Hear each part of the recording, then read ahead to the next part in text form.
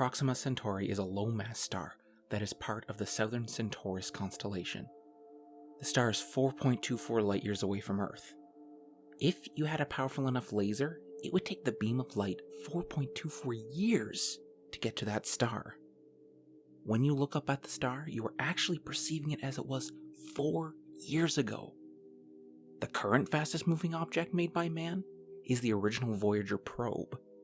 It is traveling over 35,000 miles per hour, and even at such an extreme velocity, it would take thousands of years to reach that star.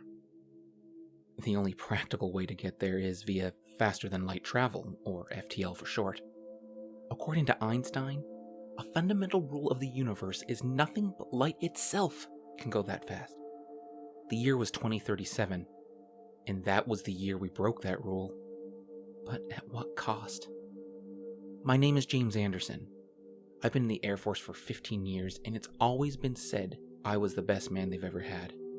2 years ago, I got an invitation from NASA to take part in a groundbreaking project. NASA was always a dream of mine. As a boy, I had always dressed up as an astronaut for Halloween and read basically all the books on them and the history of spaceflight. Joining the Air Force was the next best thing, and I ended up enjoying it a lot. I was stationed at Edwards Air Force Base as a test pilot for experimental fighters. The director of the project went by the name of Dr. Robert Butler. Robert was a tall, ginger man with a brain that would make even Einstein envious. Robert was the person who personally invited me to partake in his project. I accepted almost instantly when he called, and we set up a meeting to discuss details. The meeting place was a nondescript office building in the middle of Bethesda, MD. Robert's office was probably the cleanest room I had ever been in. He had a huge mahogany desk with a computer monitor that spanned almost half the desk on the corner. Behind him was a bookshelf full of books and a miniature model aircraft. A pleasant autumn aroma filled the air from the incense he had burning in the other side of the room. Robert sat me down with a handshake and started. "Hello, James. Thank you for meeting with me today." "Thank you for having me. I'm excited to explore the opportunities in front of me," I responded eagerly. "Let's get the formalities out of the way so we can get down to business. I need you to sign a non-disclosure agreement as this project is classified top secret," he continued. Robert slid me a thick document. As I suspected, it was the aforementioned agreement. I had signed thousands of these in the past, so I knew the drill. It basically said that if you discussed the project with anyone outside scope, it was considered treason. I promptly signed the document with the expensive fountain pen he had on his desk, half expecting him to leap out of his seat, telling me it was a display piece only. He didn't, passing the document back to him and returning the pen. I thanked him and asked, "So what's this groundbreaking project you speak about?" "Are you familiar with the theoretical physicist Miguel Alcubierre?" Robert asked with a curious expression. "I have read about him. He theorized a way to travel faster than light, but that theory was disproved a long time ago," I retorted. Robert sat back in his chair and went on. "What if I told you we recently revised his work and put it into practice?" Another question popped into my head. Miguel's FTL engine required significant power to function. Nothing in the world can create that much energy. "Yes, James, legitimate question.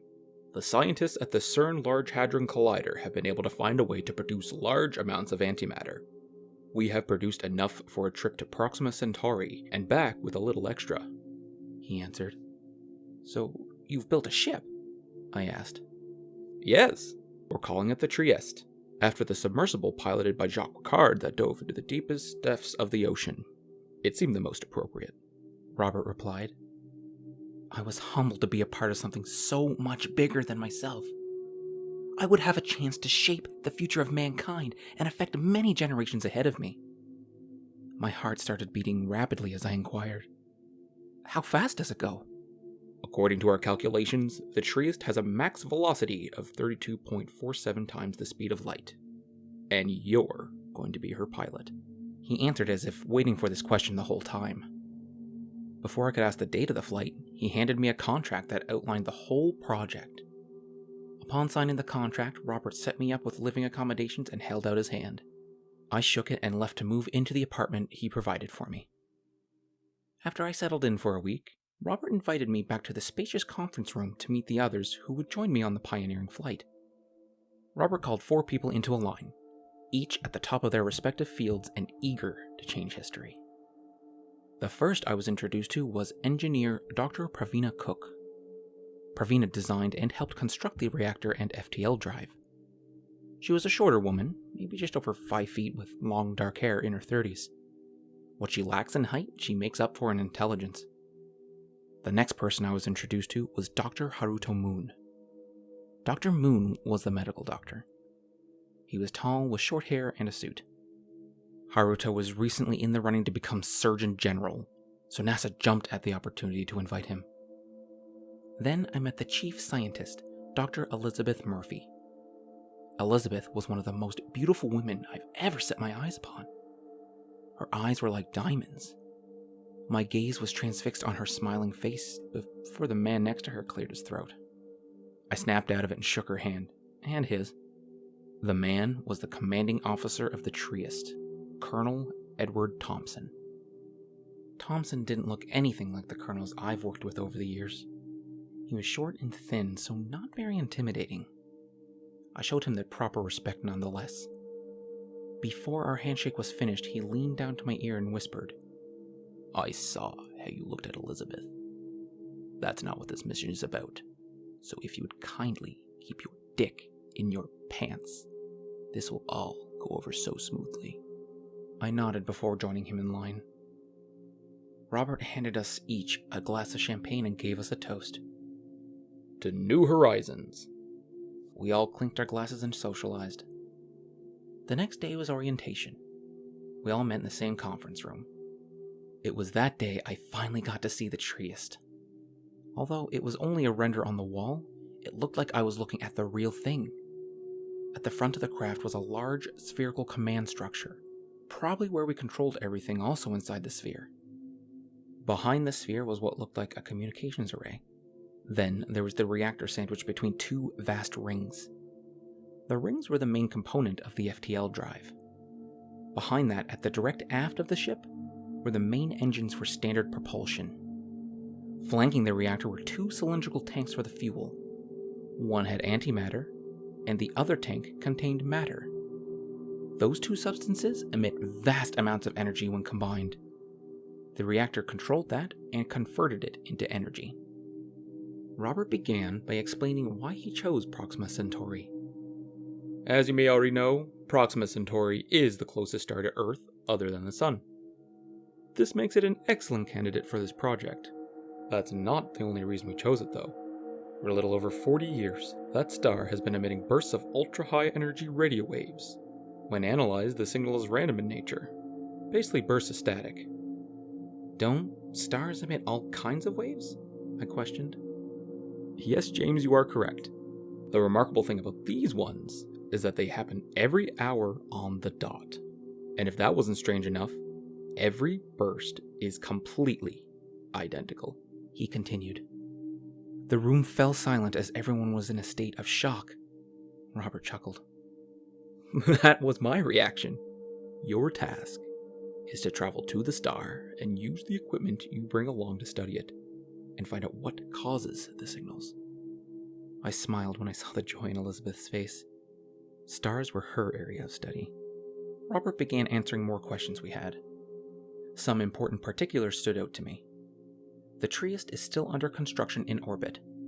It will take 1.5 months to reach the star at max speed, and we are scheduled to depart in 1 year after vigorous training. Our orientation ended and I went home.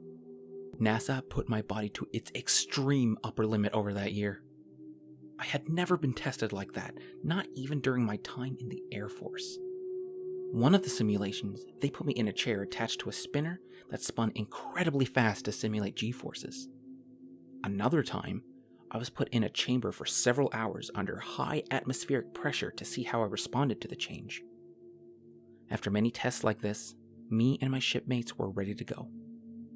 The launch day had arrived. This was a top-secret mission, so the trip to the Soyuz rocket that would take us up was oddly void of reporters. I didn't have anyone to say bye to, which was one of the reasons I was selected, as there was every chance the ship could just explode. The Soyuz rumbled to life as it violently carried us up. I had never been so uncomfortable in such a comfortable seat. Eventually the rumbling stopped and I felt without weight. Moments later, Elizabeth screamed with excitement, "Look!" I watched out the window. Before me was the Trieste in all her magnificence. It was surrounded by the scaffolding used to help in the construction. The capsule docked with the ship and we boarded. Before me was the command center and the finest technology that humanity had to offer. At the front was a single grand console, my console, used for navigation. The ship oddly had gravity, although I didn't know how it worked. I hiked across the spacious room to my console so I could examine it. To my left was a small joystick like you'd find on an arcade cabinet. It was used to control the reaction control thrusters that steered the ship. There was a camera system there so I could see where we were going. Directly in front of me was an extensive celestial map so I could see where we were and block horses. Overlaying the map were the controls for the FTL drive, which were simple. Pravina handled the complicated aspects naturally. Finally, to my right was a simple throttle for the main engines and a multifunction display for factors like power levels and velocity. Colonel Thomas shouted, "All right, everyone, to your stations." Pravina and Elizabeth took to their stations on either side of me. Elizabeth's stations showed full access to the full suite of sensors and scanners installed on the ship. They allowed her to study the star. I don't know how to explain Pravina's console, as it was all too complex for me. My job at the moment was to make sure that the navigation system was aligned and the engines were ready to fire so we could head out. We spent a couple hours preparing as the scaffolding around the ship was taken away. Robert called over the radio.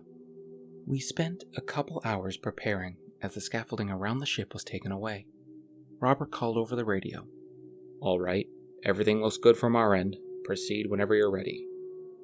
"Thank you, Robert. We'll contact you when we are in position to go light speed," replied the colonel.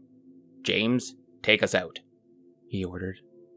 I tapped on my console, firing up the engines, and the ship gained speed. We could not perceive it due to the artificial gravity. The ship needed to be far from Earth in case of disaster. If the ship were to go up, it would be equivalent to 500 megatons of TNT. The engines were incredibly powerful. On one camera, it gave me a view behind the ship, and the Earth was visibly getting smaller. Eventually, we got out of range. I cut the engines and let the Trieste coast. "We are in position, sir," I informed Thomas. He relayed the information to control. "This is it, people. Charge the rings, James," he instructed. I started the charge sequence and the ship began to hum as the rings roared to life. Looking at the readout, it read 2 minutes to charge. 2 minutes to charge! I shouted excitedly. There was an atmosphere of anxiety and excitement. Nobody there wasn't worried. My panel turned green as the coils finished charging. The colonel knew this and had a seat. After the click from his harness, he addressed the crew. "Whatever happens, you all have done this country proud.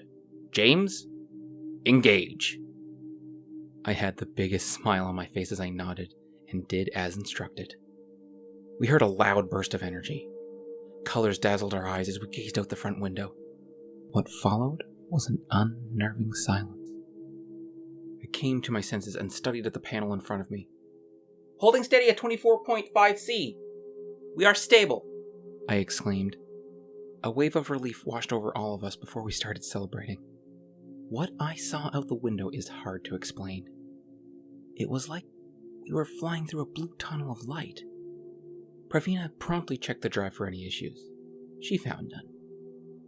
We all congregated in the mess hall for a meal, while Dr. Moon examined himself and the rest of us for any negative side effects of our transition to light speed. To his amazement, we all looked perfectly healthy. Dinner was disgusting freeze-dried chicken, or what looked like chicken and tasted like rubber. Despite the horrible cuisine, we were all happy as could be. To us at the time, we just made history. It was the life goal of every human being. We were proud. Soon, it was time to sleep for the long trip. Thompson ushered the crew into the sleeping chamber, and we each got into our respective pods. The pods were programmed to wake us up 5 hours before we reached Proxima Centauri. Pravina checked her systems methodically before getting into her pod. She didn't want there to be any problems while we were sound asleep. As my pod closed, I felt claustrophobic before gently drifting into a deep slumber. I awoke seemingly minutes later to a blinding light. Dr. Moon and Elizabeth with those beautiful eyes were standing above me. She smiled, saying, "We're here, James." I slowly sat up and got out of my pod. The other 2 crewmates were awake as well. Dr. Moon gave me a pill to help me recover from the extended rest, and I got out of my pod. Thompson asked me where we were. The trudge to my console was a little awkward as it felt like I was learning to walk for the first time again. The console read an estimated time of arrival of 4 hours, 13 minutes, and 53 seconds. I turned to Dr. Moon.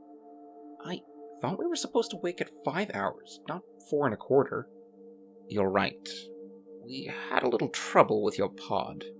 It wouldn't open," he replied with a concerned expression. The crew and I spent the remaining 4 hours checking systems and getting food in our bodies. It was fish this time, equally rubbery as the chicken. Eventually it came time to shut down the drive as we had arrived. I shut it down and the ship came to a stop. There was a blinding light out the window. I was looking at another star, just sunk in. The gravity of what we had just accomplished. I don't think I was the only one with that feeling. Thompson shouted an instruction. "Bring us into orbit of the star, James." With a permanent smile on my face, I acknowledged and used my console to fire up the engines and put us into orbit. "Are we able to filter out all the blinding light?" Thompson asked unanimously.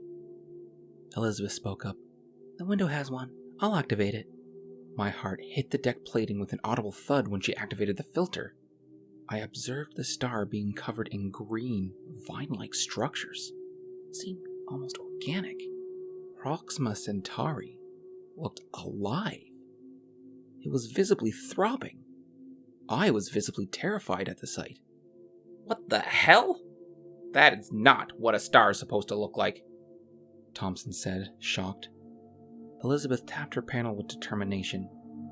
She concluded that with spectrographic analysis, the star was indeed organic.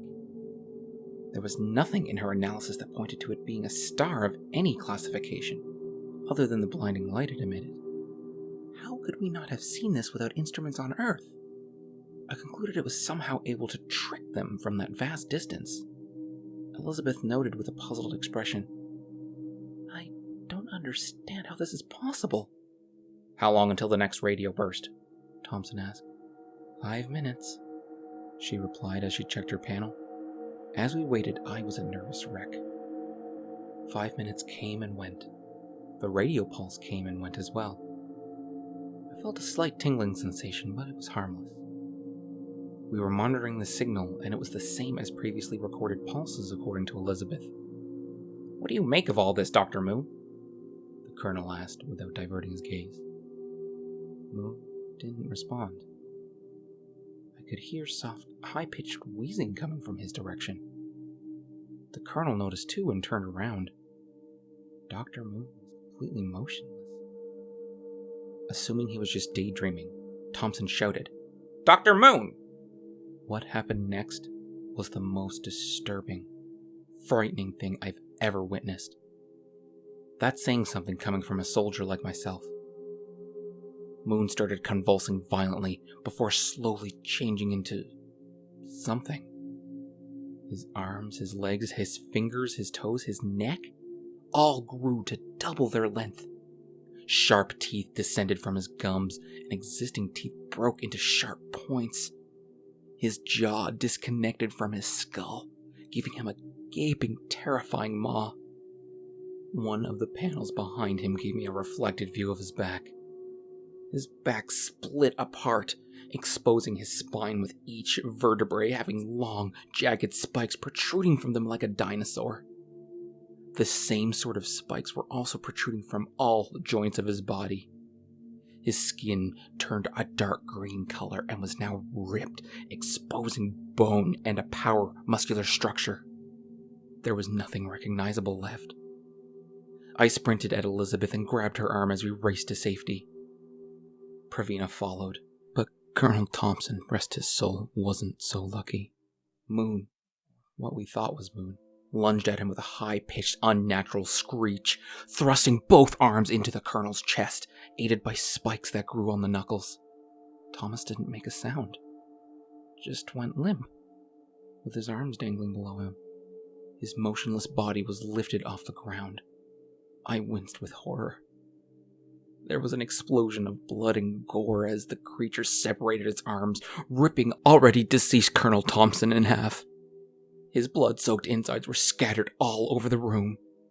In all my years of military service, I've never seen something even remotely more disturbing. With no time to mourn our fallen comrade, we moved into the mess and closed the door, locking it. The two girls were sobbing. None of us wanted to talk about what just happened or what caused it. Pravina noted, still sobbing. "We need to kill it." Nobody ever guessed to pack weapons on this ship, as it was a mission of exploration, and this occurrence would never show up in any manual. The three of us collected ourselves, and I cracked open the door. Moon was pacing the room and noticed me. He produced another loud screech and charged me. I got back inside just in time, and he started banging on the door relentlessly. "Try and find something I can use as a weapon," I said frantically. "We may not need one. The main airlock is the room with it. There's a console in the communications room opposite this door that can open it," Pravina said, still shaken with fear. I opened the door, and the creature was in the middle of the room, standing above the Colonel as if it was admiring its latest kill. I threw a piece of metal past it, and the creature jumped at where it hit the ground. I gathered up all my strength and determination I could muster and bolted for the communications room door. The creature saw me and got within inches, but I made it and sealed the door behind me. Moon, as if he knew what was about to happen, pounded much louder than before, almost desperate. I used the auxiliary console to increase the pressure and blow out the airlock. The environment outside the door sounded like a wind tunnel. The pounding ceased. I could hear it frantically claw at the ground before a loud puff sound as it flew out helplessly. I resealed the airlock and pressurized. Upon opening the door, both the creature and the Colonel were gone, with deep claw marks in the ground and around the airlock. To my horror, I looked up and it had completely trashed the command deck. All the consoles were destroyed with no way to use them. We were dead in the water with no way to control the ship. I called the girls out as it was safe. They both took on my shocked face when presented with the carnage. "Can we activate the drive from the reactor room?" I asked Pravina. "Yes, but we would have no navigational control," she replied skeptically. With haste, we made our way to the reactor control room. The room was dissimilar from the rest of the ship. It had an industrial design. Pravina did her magic to try and charge the rings before another burst. There's no way to know which one of us would change into that thing. Her fingers tapped away at an inhuman pace. She froze. "No, no, no, no!" Pravina screamed. "What?" Elizabeth and I responded in unison. "The rings aren't charging. The creature must have hit one when he flew out of the airlock," she said with a defeated look on her face. I felt as if the entire universe was trying to kill us. The three of us went to a window. We were shocked to discover that there was a deep gash on the side of one of the rings. That meant the only chance we had was the main engines. We could get far enough away and try to fix the rings with a spacewalk. We had no way of knowing how far the pulse had an effect, and wasted no time starting them up from the reactor room. Pravina put all available power through the engines, including the power from life support. 30 minutes later, we were going fast enough that I could perceive the organic star drifting away slowly. There were 15 minutes until the next burst. The three of us took shelter with nothing left to do and separated ourselves with doors between us, just in case we were not far enough away from the star. The engines were still going. We were keeping in constant contact using the internal comm system. Elizabeth monitored for the burst. The three of us had never been so scared in our lives, as we now knew what was potentially about to happen. Our fate was inevitable. The burst came and went. The two started sobbing again. As far as I could tell at the moment, we were all safe. I broke down with relief as it was one issue we no longer had to deal with. One of them stopped crying. Elizabeth? I called out. I'm here, James. I'm here. Elizabeth cried. That same screech came out of the speakers. It was so loud, my eardrums were in searing pain. I called for Pravina. It was already too late for her. She was in the pod room. Elizabeth was the only thing on my mind at that time. I had a clear path to get to her. She was in the communications room. I went over and joined her there. We had an hour left. The two of us knew there was no chance of repairing the rings without Pravina. Pravina started pounding on her door as the transformation was complete. I am writing this from that room with Elizabeth. I don't know if my story will reach Earth. Even if it did, it'd be too late for us, as it takes a whole 4 years with lightspeed communications. We are just too far away. Pravina just busted out of the pod room. She knows where we are and has started trying to do the same to this door. I don't know how long we have left. I don't know what will get us first, Pravina or the next burst. All I know is we don't want to die in either fashion. I'm contemplating evacuating the air from this room. Elizabeth agreed and started sobbing uncontrollably. I am embracing her with one arm and writing this with the other. The air is getting thin. Humans can survive about 6 minutes without oxygen. It is an agonizing death, but it is far better than the alternative. I do not regret going on this mission, and neither does Elizabeth. We are fortunate to make our world proud. If you are reading this message, please stay away from Proxima Centauri. It is not what it seems. The room is now completely void of oxygen. Elizabeth has become unconscious. I am devastated, but I know I won't be that way for much longer. Only one thing left to do. Send.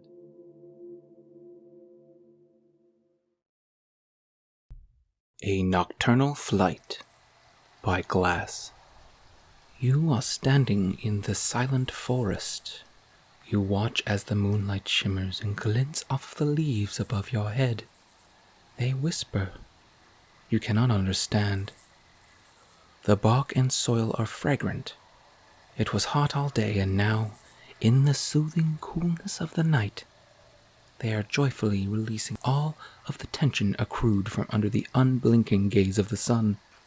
The silent forest was not named thus for its atmosphere. Any sound one could reasonably expect to hear in a forest can be heard here as well, and a great many unexpected noises besides. You hear a snuffling sound, and when you turn you see a somewhat ordinary-looking boar. Its fur is shaggier than perhaps you may have expected. Its head would come up to about your waist if it was standing closer. Is that a usual size for a boar? You're not even certain they're native to this region. The boar regards you for a moment, turns, and disappears back into the woods. You'd heard that this was a lovely place for a hike, and while you will easily grant this rumor to be true, you aren't certain that you like it enough in here to remain in the dark. You hadn't intended to stay this long. It feels like night came on a little faster than is strictly decorous for the summer. Thankfully, the trail you chose is one of the better used ones, and following it back out should be easy even without the sun. You didn't quite make it to the end of the trail, but there's always next time. You turn. You begin to feel strange.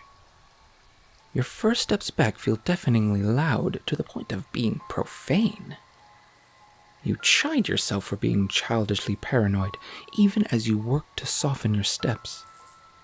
After all, it can never hurt to be mindful of what minute and delicate lives you may be crushing underfoot. A light tread will do the least amount of damage. You fall into a rhythm and it relaxes you a little. The moon is full. You don't even need to use your lantern to see. Its glow generously beautifies everything it touches. The wings of common moths flash and dance. The haggard faces of the trees cloaked in bark are multidimensional and picturesque. The silent forest feels peaceful. You can sense it keeping watch on itself, can sense how each living thing works to protect the other. As you pick your way around the fallen logs and protruding roots, you lose yourself in the cacophony of frogs. They are endlessly calling out to one another, weaving a sense of community from an auditory web. Somewhere near, an owl calls out. Though not an owl, you feel a playful spirit seize you and call out in response. You shout, jubilant. Suddenly you feel very strange. You catch some movement out of the corner of your eye. That boar again. It was just turning away, folding itself back into the surrounding trees. Its movement is eerily silent. You listen harder, or surely it must make a sound, even if very small. You do hear a footfall kind of noise, but it isn't coming from where the boar disappeared. Turning, you see what could be a man, walking at a leisurely pace down the trail a short ways behind you. You feel very strongly that he's a man, perhaps due to the height and build, although admittedly his body is obscured by a long coat, and his face is hidden in a mess of scarves. He's carrying an axe with a wooden handle. Not unusual for this location, but not ideal for this time of night. You turn your back to him. It is necessary if you want to follow the trail out of here. You gamely try to affect an air of utter nonchalance as you motor off in a brisk power walk. Though not subtle, the footsteps sounds you make are not loud enough to disguise the noise of his if you really listen, and nearly jump a mile as an owl call pierces the night. It is so loud that you instinctively turn. This man is much closer to you than he should have been based on how slowly he was walking. You did not hear him run. You want to turn back to the path. Exiting is feeling more vital by the minute. But as you began to tilt back, you hear the owl call again. And it is definitely coming from this strange man. Worse still, the urge to answer back seizes you like an iron fist. You can feel your name in your throat, fighting for release, and it fills you with a cold and unnameable dread. You feel that you must never tell him your name even more strongly than you feel him to be a man. You resist and choke out a strangled "No!" as you teeter dizzy from the effort back to your path towards the exit. You break into a run. The who is insistent, almost angry. You scream and cover your ears as you stumble. You begin to babble, feeling your own head up with yourself. Your breath and heartbeat so loud in your ears that you almost can't feel the rawness of your throat. The way the cool air seems to snag on its way down. You're almost there, to the end. You can see the lights of the parking lot. Suddenly you become convinced that he is right behind you, that he will grab onto the back of your shirt just before you cross from the concealment of the leaves to the protection of the light. You can't help it. You turn around. Even though he isn't as close as you feared, the sight of him still turns your insides to acid. Your eyes jump in your head and your vision blurs, as if your brain needed to perform a soft reset. You lose your balance. You fall. Your hands fly out to cushion your fall, and your palms are icy hot. It's such a relief to be feeling something that makes sense. You scramble, desperate to get on your feet, as you hear him close the distance between you. Cuts the night before you remember to raise your arms, and he's too close. Can't resist. You feel your name dragged from you like a dead log pulled from the sucking mud of a swamp.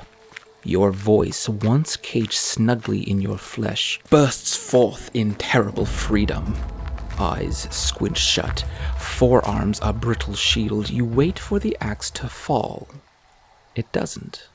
When you dare to look, you see that he has turned his back to you and is walking deeper into the silent forest. Shaking, you force yourself to rise and return to your car. Pretty soon it becomes clear that you're in no condition to drive. You pull over on the side of the road and call someone you love. They don't pick up. Even though it's late, you know that by habit this person should still be up for some time. Perhaps tonight they're busy. You try someone else. When they pick up, they don't recognize your voice. You think they're joking, but it doesn't feel funny, and when you snap, they hang up. Close to tears, you try one more person. They also pick up and do not recognize your voice. You explain the nature of your relationship to them. They don't believe you. They claim never to have had such an association. Who are you? They ask, exasperated. You want to tell them, but you realize that you don't know. Who are you? Who? A Stray Hair by Glass. This story is about you. About that time you had trouble getting a hair out of your mouth. You were minding your own business, scrolling through your socials, spacing out. Your tongue runs along the inside of your cheeks unnoticed, until it finds a hair. A hair in the mouth is a disgusting nuisance. The thought of accidentally swallowing it horrifying. Opening up, you shove your finger and thumb in there, still scrolling with the other hand. After a moment, you grasp the hair, pull, and shout! That hurt! Why did it hurt? You hustle to a mirror and pull back your cheek, turning it as inside out as your biology will allow. The hair stands out against the wet, vulnerable pink, thick and dark. You run a finger over it, and it remains painlessly in place. It seems to be attached. After a moment, you locate your tweezers. You grasp the hair with the sharp little fingers and give it a small, cautionary tug. This does not feel amazing. This something you can bother the hospital with? Can you really wait until a walk-in clinic opens tomorrow to resolve this? You make a note of when the clinic opens tomorrow and sit back down. But, as you feared, your awareness of the hair in your mouth doesn't leave you. Your tongue strays back to it, circles around it. You find yourself sucking your cheek in, guiding the hair between your jaws as if to pull it out with your teeth. You can't keep doing this. The nearest walk-in clinic opens tomorrow morning at 9, but the thought of waiting even that long makes your gut twist. You're back in the bathroom, leaning over the sink, one hand pulling back the thick, elastic flesh of your cheek, the other with tweezers poised, shaking slightly, ready to grasp the hair and pull. Just once, as hard as necessary to dislodge the nuisance. You want to take a deep breath, but inhaling makes you impatient. So you just pull. It hurts. It really hurts a lot. You shout again, louder than before, and longer too, as you realize with a dizzying lurch that the hair is in the tweezer grip, but it's also still in your cheek, and your arm is extended almost to its entire length. How can this be? How is the hair that long? Your throat fills, but you force it back down because you can't handle the thought of vomiting into the toilet with the hair dragging down into that mess, but not leaving you. Rising out of the bowl as you rise to rinse your mouth, a veritable rope ladder for whatever filth occupies that porcelain chalice. You shudder, take a moment to collect yourself. You hold still, trying not to be aware of your mouth. In the mirror, the hair is barely visible. At least it isn't remarkably thick, and really, how long can it possibly be? You very gently roll the hair around 2 fingers. It jostles a little bit in your cheek, which is starting to feel raw. Your fingers are right up to your mouth, and staring dead-eyed into the mirror, you begin to pull. This time it hardly hurts at all. As you watch in horrified disbelief, the hair follows the extension of your arm effortlessly.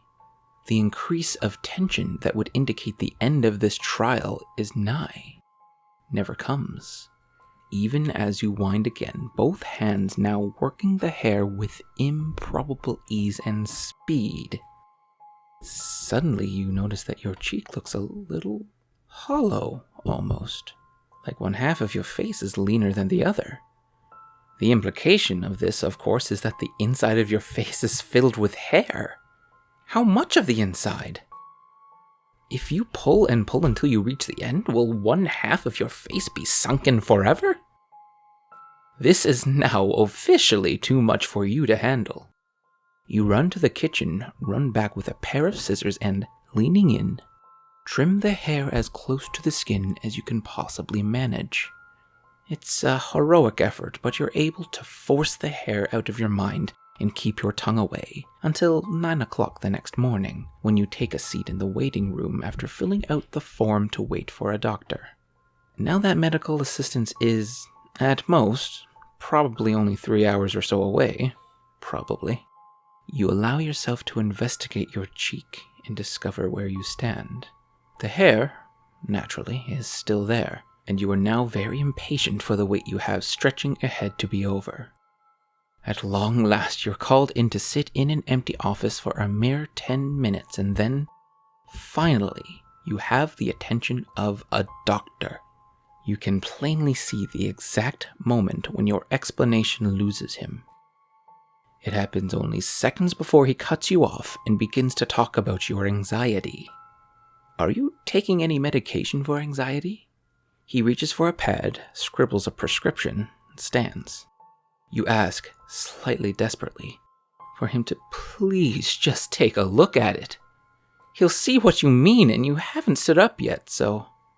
With a reluctance he does not trouble to conceal, he pulls on a pair of gloves, grabs a flashlight, and asks you to open your mouth. His face twists, and he places a hand under your chin and tilts your head, noticing that your cheeks are differently sized. He grabs a pair of tweezers. You know what will come next is going to hurt, and you really try not to make a sound as he yanks, and then pulls, and then whines. He picks up a small pair of scissors, cuts the hair off near your cheek, and tells you that he will order some tests, and that hospital administration will be in touch with when they can get you in. He tells you that you can expect to wait at least 3 weeks. When you get home, it feels like you've walked into someone else's house. Nothing looks inviting, and you cannot relax. You just want this to be over, so you walk into your bathroom, lean over the sink, open your mouth. You stick your finger in your mouth and gently pinch around with your thumb, and soon you feel something small and hard shift around slightly. None too gently, you guide the small thing towards the exit point of the hair in your cheek. Your breath is suddenly ragged. You've been forgetting to breathe. You clarify your mind into a sharp kind of focus. Line the hardness up with the little hole the hair has been escaping from, and squeeze. For a moment, everything is very, very painful, and then something is loose in your mouth. You jam your fingers in and pull it out, terrified of swallowing it. You look down at your hand and see a small ball of hair, crucially attached to the hair you've been tugging on for a day. Relief floods you with such aggression that you fold down into a sitting position on the floor. You bring the little ball of hair right up to your eyes, and you see that it is wound up like a small ball of yarn.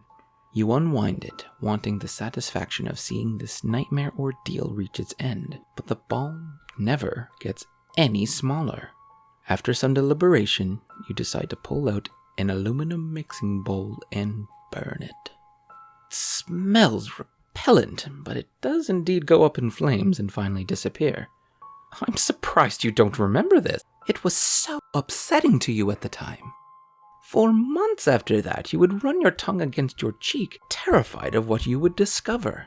Several times a day, you would lean towards the mirror and peel your cheeks back, both of them, convinced that the hair would return. It's been years now, and your entire face has nicely filled in. Burning that little ball was the right choice. It is exactly what I would have advised you to do if you had asked me. I don't think you have to worry about this happening ever again. I'll let you know if I remember any more stories about you. Today I'm joined by our special guest, TheDarkSideofEmm. I was dead for 3 minutes, and I saw the destination for people like me. By Postmortem 33. My name's Jonathan, and I'm an alcoholic. It always was my biggest and sickest addiction. I started drinking when I was 12 years old. Started smoking at 15. Drugs soon came after that. Weed first, then I moved on to the heavy stuff, cocaine and heroin. Alcoholism ran in the family. I inherited the curse from my dad, who passed away from liver failure when I was just a kid, leaving my mom and I broken and unable to cope with what was going on. Not few were the instances where I tried remembering how my youth was like, and were just constant blurred out images like the ones on a burned film strip. I had tens, if not hundreds of nights where I came home and straight vomited my guts into the toilet, swearing to myself I'll never do it again. The next day I started it over. Addictions are suicide. No matter how you look at it, that's what they are. The only thing that I vividly remember, the only constant thing that comes to mind is the bottle. At age 16, I went to a party and I drank so much that I got to the ER 2 hours later. I can't remember anything from the party, just that they hospitalized me with alcohol poisoning. All my life, I thought that death will come for every one of us sooner or later. You can die at 21, or you can go on to live over 100. It can be a matter of luck and bad luck, or the length of your life can be the result of how you choose to live. Lately, I was feeling death breathing and whispering in my ear. I first died when I was 23 years old. I was just out of an abusive relationship, and when I finally went home, already beat up, scarred and torn, I headed straight out to greet my best friend, the bottle.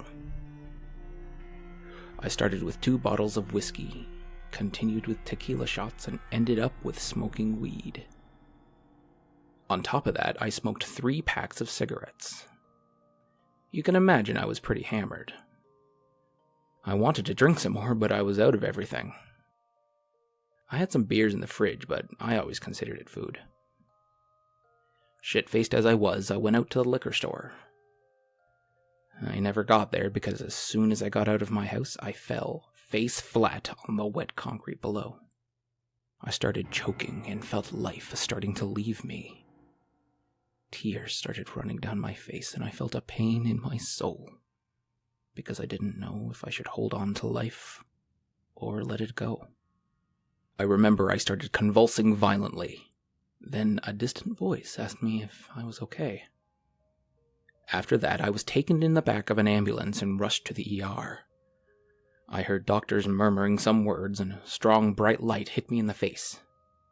Then, I died. Gasping for breath, I woke up elsewhere. Dying took me to an unknown place, to uncharted waters and territories. I inspected my surroundings, and I saw that I was in a frozen place. And the wind was howling, but I was not feeling the icy coldness stinging my body as I should have. I turned around to see dead trees, the vast wastelands covered in ice and snow, and I saw large caves scattered all around the white plain. In the sky, there was a white ball of light, just beyond the gray clouds that looked like they were made out of sickness. I felt like the sun was depressed, and all color faded from it. Pale white icicles were hanging in the air like eons-old monoliths. Everything was frozen. The trees, the land, and in the distance there were what looked like naked people wandering about. Men, women, and even children were just going somewhere. I didn't know where at that time. I started walking until I reached a dense white forest. The trees had no leaves and nooses dangled from some of them, while people were hanging lifeless, eyes as gray as the sick clouds.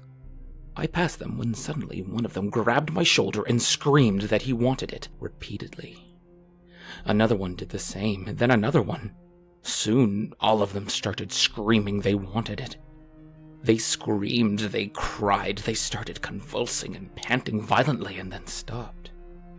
I heard a voice calling for me, and when I turned around I faced a very old man who greeted and welcomed me to the place I was now in. He had a long gray beard and he wore a white hooded robe. In his right hand he had a gnarled wooden staff painted in red and white, which ended in a red ball that seemed to have some sort of electric current trapped in it. On top of the red ball, a golden spark was floating around in a hypnotizing fashion. Limping, the old man came to me. "Hello there, young man. Name's Isaiah. I know. You're asking yourself if you're dead and where are you right now? Isn't it so? Come with me. I'll tell you the story of this place, what it is, and why you are here. Let's walk," he said, nodding me to go over to his right side near the staff. It was a lot to take in at that moment.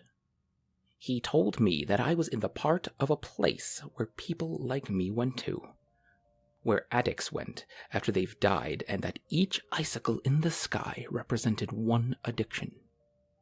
He showed me the 3 that belonged to me. There were probably millions. This place was called the Frozen Limbo. This specific part that I was in was the Valley of Addictions, where people with all sorts of addictions came to after they died. He was the overseer of the place. He was the first addict to come into it, and it took him over 1,000 years to heal his addictions, and that's when God decided to make him the boss of everything, and gave him the staff as a gift. It granted him the power to keep all things in balance, as it should be, and it protected the whole ecosystem from when an anomaly happened. Meaning, when an addiction went so bad that it transformed the addict into a monster.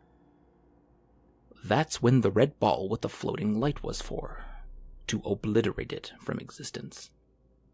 He told me that addicts lived in each of those caves. They had to live with their addictions inside and try to resist the urge to consume whatever thing they were addicted to. We walked some more and I saw his staff starting to shake, and the red ball pulsated with energy. A golden light spinning so fast that it was just a ring. In the distance, a large, deformed man was trying to destroy one of the caves. He told me to stay put and wait for him, as he had to deal with the situation and contain it. The monster soon abandoned his project and started charging at Isaiah with all his power and speed. Chunks of flesh fell from the monster's body as he ran, revealing sickly, rotting bones. He suddenly stopped and started vomiting on the frozen ground, a sickly dark purple hue gushing from his mouth, its acidity melting the ice, punching a hole in an otherwise perfect white blanket. Isaiah smashed the staff into the ground, producing a wave of energy that reached the monster and made it freeze in place. He then punched its gut repeatedly with the staff until it punctured its skin and went inside its stomach. The old man started chanting some words and the monster simply exploded. Millions of little pieces of flesh and organs of insides and bones stained the ground as if it needed a touch of color. The color of a deadly addiction. That's what happens when your lot let their addiction consume them. Some have the same behavior they had back on Earth. The other ones you saw hanging in the trees. Each time they relapse, they have to spend 100 years in a tree, and then they have to try and get clean and sober again. Isaiah told me, his perfectly white robe now decorated with the monster's remains. He then told me that to heal from heavy drinking, smoking, and drug use, I had to stay inside the cave and resist whatever temptation might come my way. He said that each addiction lives in a separate room inside the cave and that they all appear to be different from one another. Before going inside, the old man told me to close my eyes. I felt a burning sensation where my heart was, like my skin was touched by hot coals. I screamed, but I wasn't able to open my eyes as I saw my whole former life flash before my eyes. The pain was short, but it felt like it lasted an eternity. After all that, there were 3 small red dots that appeared on my chest. He then told me that he touched me with his staff, and that was my mark to bear for my whole life as a souvenir of my visit there. To always remember, no matter where I'll be. I went inside, and there was a bed neatly made beside a powerful orange fire, its light swaying and dancing on the walls. The cave was separated into 3 compartments, and that's when I saw that a spark from the fire rose into the air and traveled straight to my face, where it stayed and watched me until I knew I had to follow it into one of those rooms. It went inside the 3rd room, where it remained in the air, floating around the small cave. In the far corner I saw a naked man, lying there in a fetal position. His skin a sickly pale bluish hue. He was covered in syringes, the needles stuck in him like someone played darts with his body. He even had them in each of his fingers, the needles carefully pushed under the fingernails. They were pumping themselves, a dark brown liquid inside his body, his veins destroyed. He slowly raised himself from the ground and started walking towards me. He wanted to give me a syringe, while with the other hand he tapped the vein violently, blood flowing from his now gangrenoted skin. I froze into place, and I saw the needle going in my vein, and that's when I realized what the liquid was. A friend who was there for me in my darkest and loneliest hours. I kicked it away from his hands, and I remembered what Isaiah said. I took the syringe and pushed it into the man's eye. He fell backward, shrieking, and then he took it out of his eye and wanted to sting me again. I ducked, and then I grabbed him by the back of his head and dragged him outside and threw him into the fire, where he twisted and turned violently until he was mere ashes. That's what I felt needed to be done. I went and laid in a bed for a little bit and gathered my thoughts. I didn't fully understand all these metaphors, but the one thing I knew was that maybe, if I kill all my addictions, then maybe I'll go to a better place. Or maybe not. What if this was what I was supposed to do for all eternity and avoid turning into one of those monsters, or get hung from a tree? What if this was my divine punishment for all the sins I've made? Another spark came from the fire and lit my face up with its pinkish hue. It led me to the middle room, which was entirely covered in cigarette smoke. I knew the familiar smell. The walls were colored in a dark green color, and there was a bed with a human body on it. The body was connected to a ventilation tube, and I heard it slowly breathing, hissing in the silence of the cave. The body was transparent. It had no features, so I couldn't tell if it was male or female. Think of it as a mannequin, but breathing, alive. I could see all its organs through the skin. They appeared to be healthy and functioning, except for the lungs. They looked like sponges that were soaked in tar. They dripped and dripped inside the body. I was looking at it and asked myself what I was supposed to do and what this meant. I thought that maybe it had something to do with smoking. Then all of a sudden, hundreds of human hands started coming out from the walls, and they grabbed me, keeping me in place. Then the body raised itself from the bed and produced a bucket filled with cigarette butts. He took a handful and stuffed them in my mouth. I swallowed. Then again and again.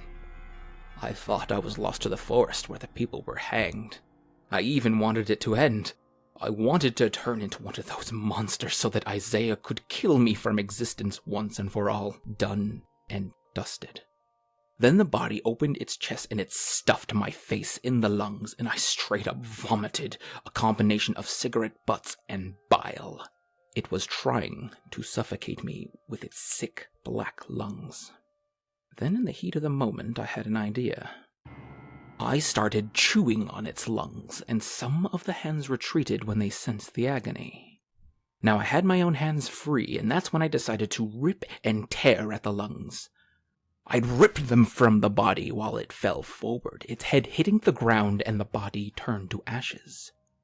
Now that I had a set of sick lungs, I knew what to do. I grabbed the butts that I vomited and stuffed them inside. They were absorbed instantly. I threw them into the fire. Still shaking and on the verge of insanity, I went to lie on the bed again to rest after all that happened. I needed to rest a bit.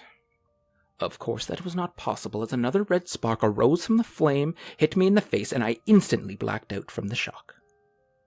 I woke up in a different setting, unscathed. I was in a very dark room, and all I heard was soft wheezing from the blackness. I couldn't make out the features of the person breathing.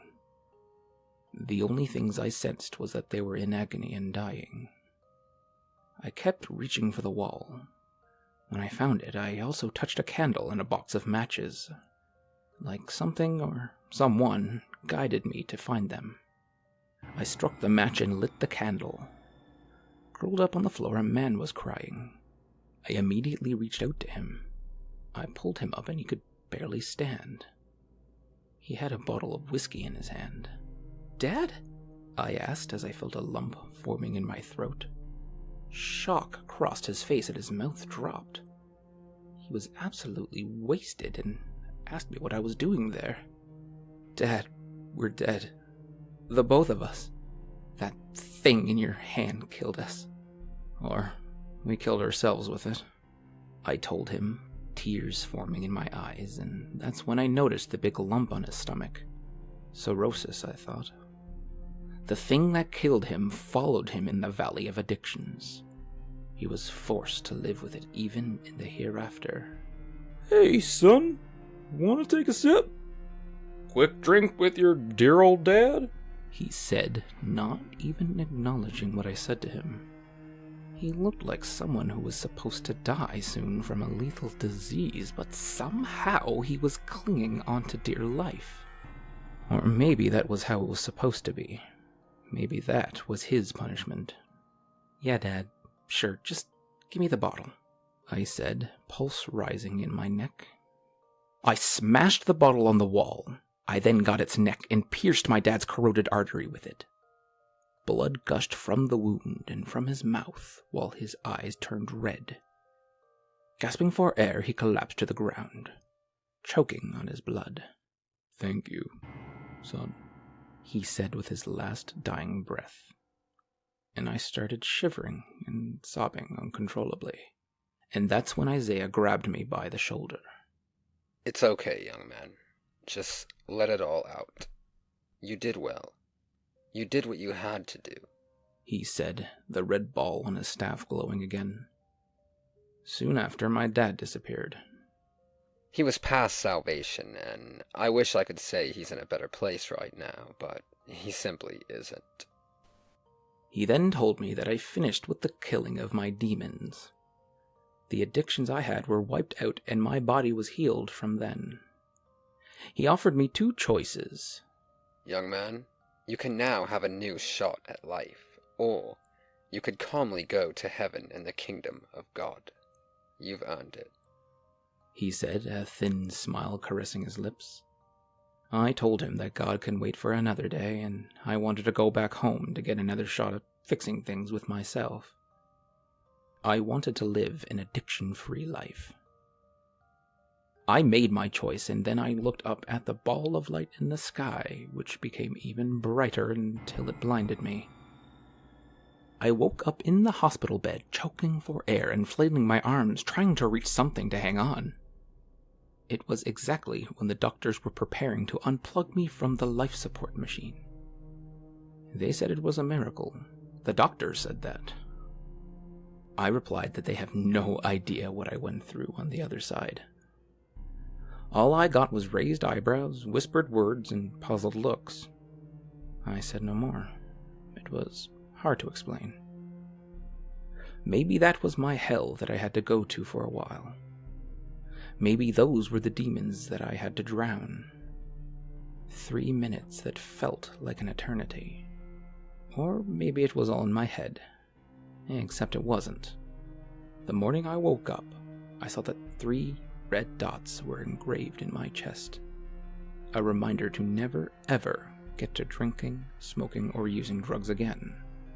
So help me. What I told you happened 10 years ago. I've been sober ever since. Today's story is by P.F. McGrail, or as he goes by on Reddit, ByfelsDisciple. He currently has 3 books on Amazon, with his most recent being called Notes from the Man in Your Closet, More Short Stories from the Depths of the Internet. If you like today's story and you want to check out more of his stuff, the links for his books will be down in the description below. Now let's get to the story. It's so easy to dismiss the things our children hear at night. I really wish I hadn't. By ByfelsDisciple. Daddy, I think there's a man in the house. Nothing can chill your bones like the terrified voice of an 8-year-old girl uttering that phrase in the middle of the night. The raw fear in her voice was real, and it was contagious. I stepped back, then leaned into the frame of her darkened room. What makes you think that? Her breaths came out in short gasps. I heard footsteps downstairs in the kitchen after you and Mommy went to bed. I'm pretty sure I saw flashlight beams coming through the hallway. I brought my panic down. That was me, I breathed, facing the direction that her voice came out of the dark. I woke up to use the bathroom, noticed that the light switch didn't work, and had to find the circuit breaker downstairs with a flashlight. I didn't mean to scare you. When she spoke again, her voice had lost the raw edge of terror. But childhood fear can't be erased so easily, and that evolutionary adaptation is the only reason we're all here. Daddy, how are you so brave in the dark? Shit, kids ask the hardest fucking questions. I took a deep breath and tried to draw on my best paternal instincts. You want to know a secret? I asked tentatively. Yes, please, she asked in the saddest, sweetest voice. Okay, I'll tell you, but you have to promise to go to sleep right afterward. Deal? She sighed audibly. Yes, I promise. I cleared my throat. Good. Well then, here it is. Grown-ups aren't brave in the dark. We're all scared, just like everyone else. But we learn to act like we're not afraid. So what's imaginary for one person becomes real for another. Dads can be brave for their little girls because they believe it to be true. And sometimes that's enough. Silence. Good night, I whispered, walking out the door. I headed down the hallway, heart still beating from her first words. Even when the supposed danger has passed, nothing can scare us like the memory of frightened children. Evolutionary traits, I suppose. I opened the master bedroom door and shut it quietly behind me. I checked my watch. I'd been gone 19 minutes and 30 seconds. But the scene hadn't changed. The expressions on the faces of the bound and gagged couple on the floor reflected the exact same terror that I'd heard from their daughter's voice. Your kid is observant, I noted with a hint of admiration. They both moaned through the gags, bucking fruitlessly against the thick ropes. Don't worry, she's asleep. I'll deal with her after I'm done with you. And my search of your kitchen was a success, I called out triumphantly. They froze upon seeing what was in my hand. Why so glum? I asked sadly. We're just getting started. They fought hard but unsuccessfully as I sat down on the man's chest and lifted his t-shirt. Look, pal, I'll be honest. You're in for a very long night. But it will be slightly less painful if you just cooperate. Now hold still. His wife moaned in the purest agony I've ever heard as I used their electric carving knife to slice a wide, half-inch thick fillet of skin from his sternum to his navel. The sweet, juicy sound of tearing flesh was so intoxicating that the world spiraled away in a sensual feast of human agony.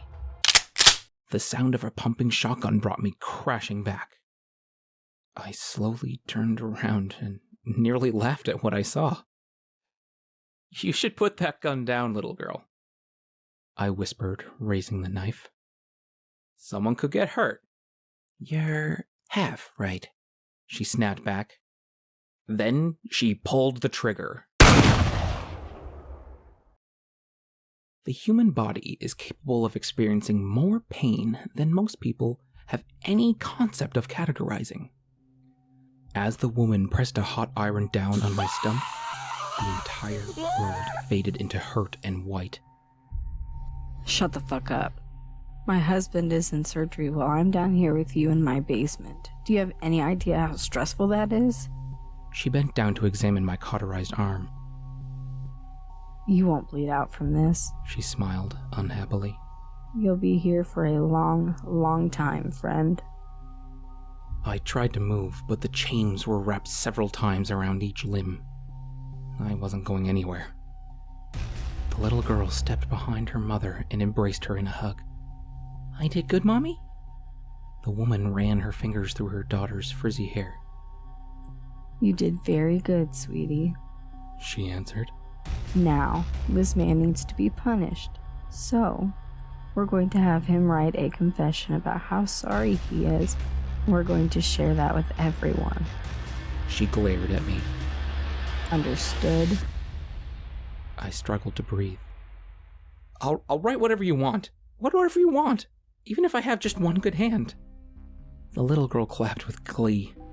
Then what happens, Mommy? She looked down at the tools on her table.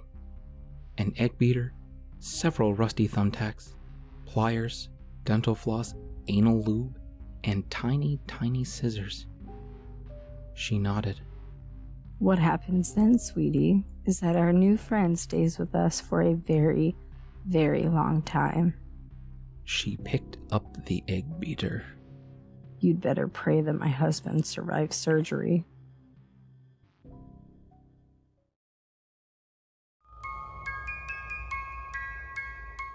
Thank you to all the narrators who collabed with me this month. It was a good month.